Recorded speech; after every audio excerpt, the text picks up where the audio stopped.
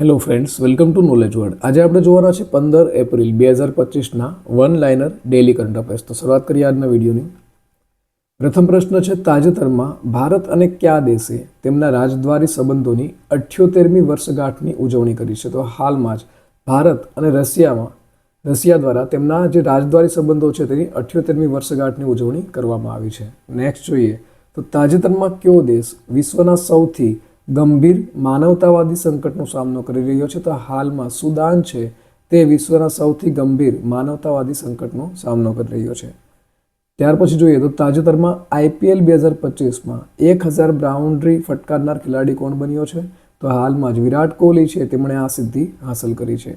તાજેતરમાં UGCના અધ્યક્ષ કોણ બન્યા છે? તો વિનીત જોશી છે તે UGCના અધ્યક્ષ બન્યા છે. તાજેતરમાં સિયાચીન દિવસ ક્યારે ઉજવવામાં આવ્યો? તો દર વર્ષે 13 એપ્રિલના રોજ સિયાચીન દિવસ છે તેની ઉજવણી કરવામાં આવે છે.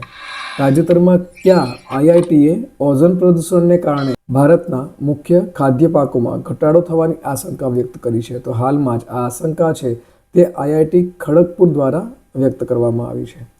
તાજેતરમાં કયા રાજ્યની વેરકા બ્રાન્ડે તેનું માસ્કોટ વીરા લોન્ચ કર્યું છે? તો હાલમાં જ આ જે બ્રાન્ડ છે તે પંજાબની છે અને તેઓએ તેનું માસ્કોટ છે વીરા તે લોન્ચ કર્યું છે. તાજેતરમાં કઈ રાજ્ય સરકારે સંકલિત આરોગ્ય વીમા યોજના શરૂ કરી છે? તો હાલમાં જ આજે સંકલિત આરોગ્ય વીમા યોજના છે તે ઓડિશા રાજ્ય દ્વારા શરૂ કરવામાં આવી છે. તાજેતરમાં ભારત અને કયા દેશ વચ્ચે કૃષિ ક્ષેત્રે સહયોગ અંગે સમજૂતી કરાર પર હસ્તાક્ષર કરવામાં આવ્યા છે? તો આ હસ્તાક્ષર છે તે ભારત અને નેપાળ વચ્ચે થયા છે.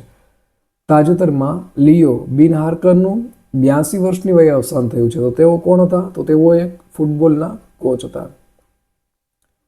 તાજેતરમાં અદ્યતન રોબોટિક સર્જરી મશીન મેડી જાર્વિસનું ઉદ્ઘાટન ક્યાં કરવામાં આવ્યું છે? તો આનું જે મેડી જાર્વિસ છે તેનું ઉદ્ઘાટન આસામ રાજ્યમાં કરવામાં આવ્યું છે. તાજેતરમાં 2025ની પ્રથમ દ્વિવાર્ષિક નૌકાદળ કમાન્ડર્સ કોન્ફરન્સ ક્યાં પૂર્ણ થઈ છે? તો તે છે તે નવી દિલ્હી ખાતે આજે કોન્ફરન્સ છે દ્વિવાર્ષિક નૌકાદળ કમાન્ડર કોન્ફરન્સ અને તે નવી દિલ્હી ખાતે પૂર્ણ થઈ છે. તો આ સાથે આજના દિવસનો વિડીયો છે તે પૂર્ણ થાય છે. બીજા અગત્યના વિડીયોની લિંક અહીં સ્ક્રીન ઉપર આપેલી છે.